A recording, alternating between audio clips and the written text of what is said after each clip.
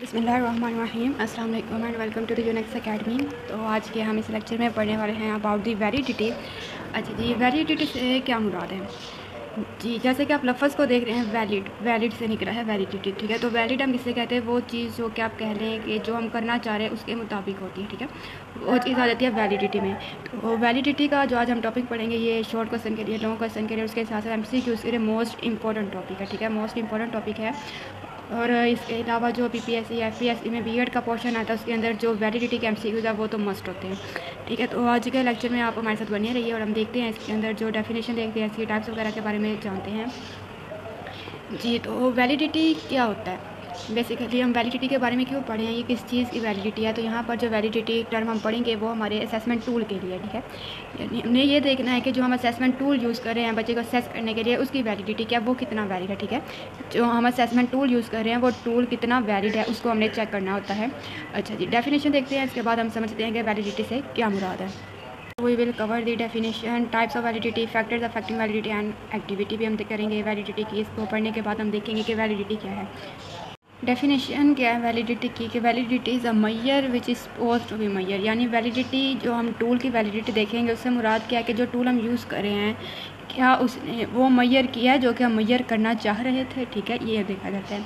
दूसरी डेफिनेशन देख लेते हैं, the degree to which a test measures what it claim और परपोज टू बी मैयर। यानी कि किस हद तक उस टेस्ट ने मैयर किया है जो कि हमने मैयर करना था। यानी हम अगर देखना चाह रहे हैं कि इस टेस्ट के ज़रिए बच्चे का जो कोई भी एक टॉपिक हमने या एक चैप्टर पढ़ाया, हम देखना चाह रहे हैं कि जो हम टेस्ट ले रहे हैं, जो क्वेश्चन है, सेट ऑफ क्वेश्चन है, उससे वो आप मैयर कर पाए हैं या नहीं कर पाए। अगर तो वो मैयर हो सकता है उन क्वेश्चन से, उन टूल से, तो इसका मतलब कि जो टूल हम यूज़ कर रहे हैं वो क्या है, बिल्कुल वैलिड है, ठीक है जी। तो थर्ड डेफिनेशन क्या है वैलिडिटी की? Validity is the extent to which interference, this word is interference, made from the test score are meaningful, appropriate and useful। मुराद क्या है कि जो हम टेस्ट ले रहे हैं अब वो क्या, वो उसके जो स्कोर्स आए हैं वो मीनिंगफुल हैं, अप्रोप्रिएट है, यूज़फुल है। यानी इस टेस्ट ने वही मैयर किया जो कि हम मैयर करना चाह रहे थे। तो ये जो फर्स्ट डेफिनेशन है ये बहुत ज़्यादा इंपॉर्टेंट है according to PPSC and FPSC के जो पेपर होते हैं, B.Ed का जो पोर्शन आता है उसमें। उस लिहाज से ये जो फर्स्ट आप कह रहे हैं, ये जो फर्स्ट स्टेटमेंट है ये एज इट इज़ आ जाती होती है, ठीक है। तो ये बहुत ज़्यादा इंपॉर्टेंट है इसमें। टाइप्स ऑफ वैलिडिटी, वैलिडिटी की टाइप्स देख लेते हैं। बेसिकली हम यहाँ पर दो टाइप्स के बारे में पढ़ने वाले हैं। तो फर्स्ट इसके अंदर आ जाती है कंटेंट रिलेटेड वैलिडिटी, दूसरी आ जाती है क्राइटेरियन रिलेटेड वैलिडिटी, ठीक है। और जो फर्दर कंटेंट रिलेटेड है उसकी आगे से दो टाइप हैं। इसी तरीके से क्राइटेरियन की भी दो टाइप्स आगे जाती हैं। तो अब हम इनको जो है वो डिटेल के साथ भी स्टडी करेंगे। तो फर्स्ट ऑफ ऑल हम डिस्कस कर लेते हैं इसमें जो कंटेंट रिलेटेड वैलिडिटी या कंटेंट नाम से पता चल रहा है कि आया जो हम टेस्ट ले रहे हैं, जो हमने क्वेश्चंस बनाए हैं टेस्ट के अंदर, आया वो हमारे कंटेंट के रिलेटेड हैं या फिर नहीं है, ये इसकी वैलिडिटी को चेक किया जाता है, ठीक है। अच्छा, टाइप में जो है वो दो टाइप आ जाती है, एक आती है फेस वैलिडिटी और दूसरी आ जाती है कंस्ट्रक्ट वैलिडिटी। फेस वैलिडिटी नाम से पता चल रहा है कि जो हमने टेस्ट बनाया आया वो उस तरीके का है जो कि जैसा होना चाहिए था। Does the test appear to what it claims to be. यानी जो हमने टेस्ट बनाया है क्या वो वाकई नज़र आने में कैसा है, ठीक है। मतलब इस तरीके का टेस्ट नहीं है कि हमने जो है वो कंजेस्टेड सा बना दिया और बच्चे से समझ नहीं पा रहे, या फिर इस तरीके के हमने जो है वो साथ साथ वर्डिंग करके तो नहीं लिखी कि बच्चे को उसकी फेस वैलिडिटी मतलब देख के सारी पेपर्स को मुश्किल लग रहा हो। इस तरीके का पेपर नहीं होना चाहिए जी। तो दूसरी टाइप आ जाती है कंस्ट्रक्ट वैलिडिटी। तो इसमें क्या, does the test related to underline theoretical concept. यानी कि ये देखना है कि जो आपने बच्चे को क्वेश्चन दिए हैं और जो आपने इसको क्लास में पढ़ाया था, ठीक है, जो आपने क्वेश्चन दिए हैं और उसके साथ जो आपने क्लासरूम में उसको पढ़ाया था क्या वो उस कॉन्सेप्ट के अकॉर्डिंग आपने बनाया टेस्ट। कहीं ऐसा तो नहीं है कि आपने बच्चे को कोई और चीज़ पढ़ाई है लेकिन टेस्ट में जो है वो आपने कोई और चीज़ दे दिया, तो वो वैलिडिटी नहीं आएगी फिर उसमें। अच्छा जी, दूसरी टाइप देख लेते हैं क्राइटेरियन रिलेटेड। नाम से पता चला है कि क्राइटेरिया को मैयर किया जाता है, क्राइटेरिया को मद्देनज़र इसमें रखा जाता है जी। तो दो टाइप आ जाती हैं इसके अंदर क्राइटेरियन के अंदर। फर्स्ट आ जाता है कॉन्करेंट और दूसरी आ जाती है प्रिडिक्टिव। सॉरी, ये बाय मिस्टेक इधर हो गया, प्रिडिक्टिव वर्ड है ये, ठीक है। अच्छा जी, कॉन्करेंट वैलिडिटी में क्या है कि does the test relate to an existing similar measures.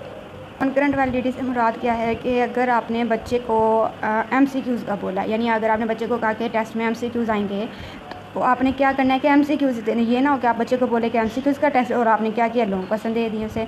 तो इस तरीके से नहीं होना चाहिए, ये आ जाता है कंकरेंट वैलिडिटी में, ठीक है। बेसिकली जो लफ्ज़ है ना कंकरेंट का मतलब क्या होता है कि कन्वर्जेंट, ठीक है, या फिर आप कह लें पैरेलल, ठीक, पैरेलल या फिर कन्वर्जेंट मतलब होता है इस कंकरेंट का। अच्छा जी,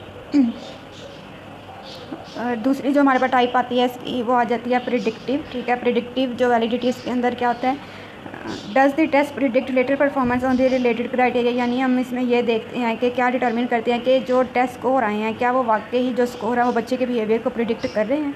इस बारे में जो है हम इसके अंदर स्टडी करते हैं।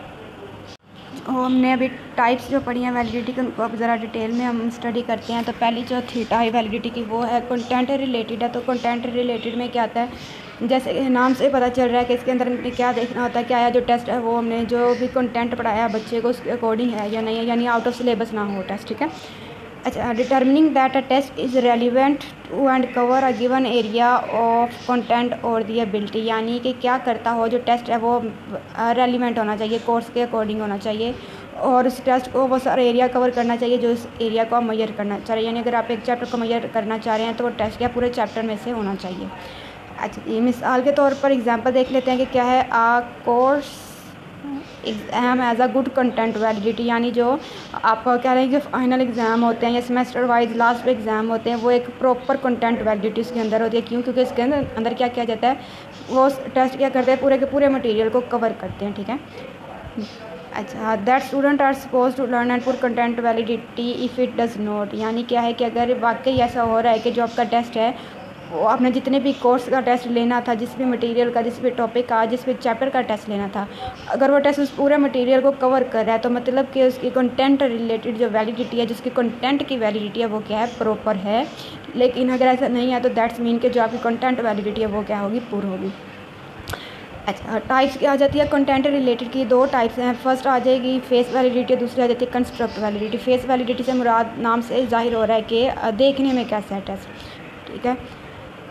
अच्छा, तो it is the extent to which a measurement method appear on its face to measure the construct of the interest, यानी कि देखने में किस तरीके का जो है वो टेस्ट लग रहा है, अपेयरेंस कैसी है उस टेस्ट की, जो टेस्ट है उसको वैसा ही होना चाहिए जितना कि वो जिस तरीके का है। मतलब जो फेस वैलिडिटी आप ये कह लें कि टेस्ट की जो प्रेजेंटेशन है वो अच्छी होनी चाहिए, अट्रैक्टिव होना चाहिए, ठीक है। टेस्ट की प्रेजेंटेशन किस तरीके से अच्छी हो सकती है कि अगर MCQs दिए गए तो वो प्रॉपर डिस्टेंस पे रखे जाएँ, एक वाला आप कह लें कि इसके दरमियान में फासला रखें। अगर शॉर्ट या लॉन्ग दिए तो एक तरतीब के साथ चीज़ होनी चाहिए, ये नहीं कि पहले लॉन्ग दे दिया फिर MCQs दे दिया फिर शॉर्ट दिया, नहीं। बल्कि जो एक टेस्ट की फेस वैलिडिटी होती है जिसमें हम क्या करते हैं, पहले MCQs दिए जाते हैं, फिर शॉर्ट क्वेश्चन होते हैं, फिर लॉन्ग क्वेश्चन दिए जाते हैं। तो ये एक क्या होती है, फेस की वैलिडिटी होती है, यानी जो पेपर की प्रेजेंटेशन है वो अच्छी हो और देखने में देखते सार वो कैसा लग रहा हो, अट्रैक्टिव लग रहा हो, ताकि बच्चे उसको देखकर जो है वो अच्छा फील कर सकें। अच्छा, दूसरी टाइप आ जाती है कंटेंट रिलेटेड में, वो आती है कंस्ट्रक्ट वैलिडिटी। अब कंस्ट्रक्ट वैलिडिटी के अंदर क्या आ जाता है कि जो टेस्ट हमने बनाया है आया जो हमने बच्चों को क्लास में पढ़ाए थे कंसेप्ट उसके अकॉर्डिंग है या फिर नहीं है, ठीक है। यानी आपने क्लास में बच्चों को जो भी आपने जो है आप कह लें कि कंसेप्ट दिए हैं किसी टॉपिक के चैप्टर के, उसके रिलेटेड आपका जो है वो होना चाहिए पूरा का पूरा टेस्ट। तो वो किसके अंदर आ जाता है, हमारी कंस्ट्रक्ट वैलिडिटी के अंदर आ जाता है। Does the test related to the theoretical concept, यानी कि टेस्ट वाकई जो आपने कंसेप्ट दिए उसके रिलेटेड है। It concern the extent to which the performance of a test is consistent with the prediction that we make on the basis theory of the abilities. ये जो मैंने आपको पहले भी सारा एक्सप्लेन कर चुकी हूँ कि आपका जो है जिस तरीके का आपने कंसेप्ट दिए हैं बच्चे को, जो भी हमने प्रेडिक्शन किया है उस लिहाज से हमने क्या करना है, टेस्ट बनाना है, तभी जाके उसकी वैलिडिटी होती है। अब नाम से जैसे पता है कि क्राइटेरिया के कोई होगा उसके अकॉर्डिंग जो है वो बनाया जाएगा। डेफिनेशन देख लेते हैं। It is extent to which the people score are correlated with each other variables और criteria that reflect the same construct. मतलब यहाँ पर क्या होना चाहिए कि जो एक आप कह लें टेस्ट स्कोर है या जो हमने क्राइटेरिया सेट किया उससे इंटर रिलेट होना चाहिए उसके दरमियान में, ठीक है। रिलेशन होना चाहिए किसी क्राइटेरिया के अकॉर्डिंग जो है वो वैलिडिटी प्रॉपर होनी चाहिए।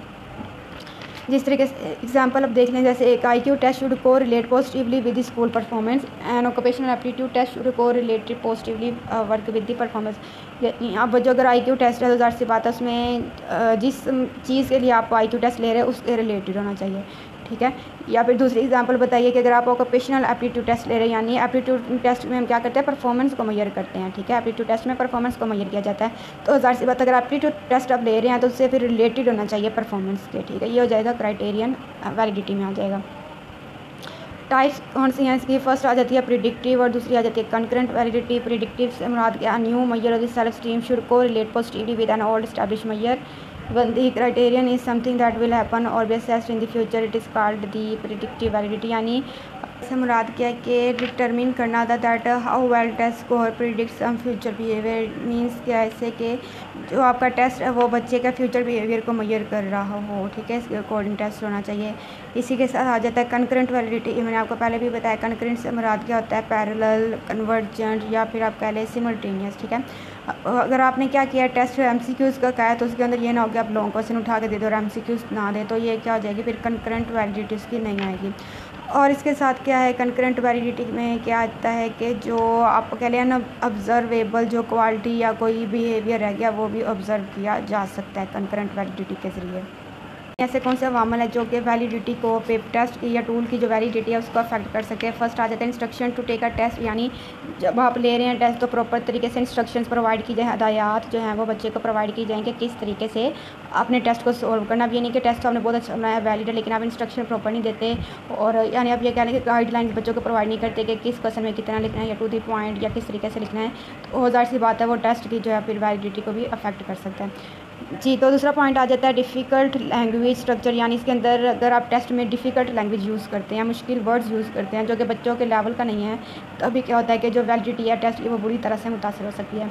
इसी तरीके से इनअप्रोप्रिएट लेवल ऑफ डिफ़िकल्टी, यानी नामुनासिब आपने डिफ़िकल्ट आपको कह लें कि आपने क्वेश्चन दे दिए हैं, भला ही रिलेटेड हो सकता है लेकिन आपने जिस तरीके से पढ़ाया हुआ है क्लास में उस तरीके का जो है फिर टेस्ट भी उसी लेवल पर होना चाहिए।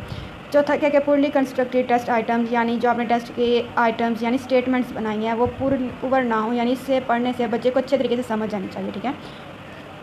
नेक्स्ट एम्बिग्विटी इन दी टेस्ट आइटम। एम्बिग्विटी इन टेस्ट आइटम से क्या मुराद है कि आपने कोई ऐसा MCQ लिखा है जो कि सही पूरी बात को जाहिर नहीं कर रहा कि आप क्या पूछना चाह रहे हैं, या फिर आपने ऐसा ऑर्डर कोई क्वेश्चन या लॉन्ग क्वेश्चन कोई भी स्टेटमेंट आपने ऐसे पूछ लिया कि बच्चे को प्रॉपर समझ नहीं आ रही कि आप पूछना क्या चाह रहे हैं, तो वो एम्बिग्विटी नहीं होनी चाहिए टेस्ट के अंदर।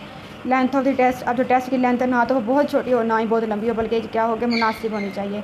Next improper arrangement of item, यानी जो आइटम्स हैं उनको प्रॉपर तरीके से अरेंज करें, इम्प्रॉपर अरेंजमेंट ना करें। ये ना होगा अपने जितने भी डिफ़िकल्ट हैं आइटम्स हैं, डिफ़िकल्ट क्वेश्चन वो पहले दे दिए हैं और फिर आप सिंपल दे रहे हैं, नो ऐसा नहीं होता, बल्कि जो एक टेस्ट की वैलिडिटी होती है उसमें हमें क्या करना होता है, हमेशा जो है वो सिंपल से स्टार्ट करते हैं, ठीक है। सिंपल MCQs पहले देते हैं उसके बाद डिफ़िकल्ट की तरफ जाते हैं, ठीक हो गया।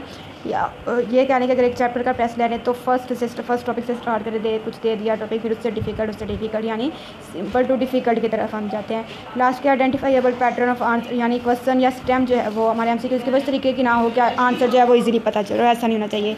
ये भी नहीं होना चाहिए कि बहुत मुश्किल भी ना हो स्टेटमेंट और इतनी आसान या इतनी कोई आइडेंटिफाइबल भी ना हो कि देख के सारा पता चल रहा हो कि इसका आंसर या MCQs का आंसर या शॉर्ट क्वेश्चन का आंसर क्या हो सकता है। तो इस तरीके से टेस्ट को हमने क्या करना है, डिज़ाइन करना है। लास्ट पे हमारे पास एक एक्टिविटी है, जैसे कि आप पहली डायग्राम देखें, दूसरी और ये तीसरी है। तो पहले में अब जाहिर सी बात है ये बोर्ड है, अब इसमें जो सही निशाना लगना चाहिए था वो बिल्कुल सेंटर में होना चाहिए था, ठीक है।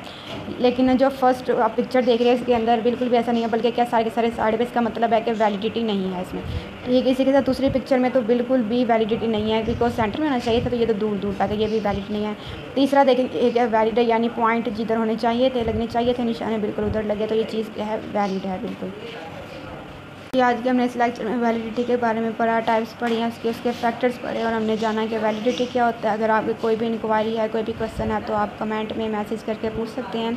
इसी के साथ अगर आपको लेक्चर अच्छा लगा तो प्लीज़ वीडियो को लाइक करें, कमेंट करें, शेयर करें और चैनल को सब्सक्राइब करें ताकि आगे जाके जितनी भी आने वाली वीडियोज़ है उसका आपको नोटिफिकेशन मिल सके। इसी के साथ जो असेसमेंट के MCQ अपलोड किए जाएंगे साथ साथ, तो आप हमारे साथ बने रहिए। इंशाल्लाह मिलते हैं अगले लेक्चर में। अल्लाह हाफिज़, थैंक यू।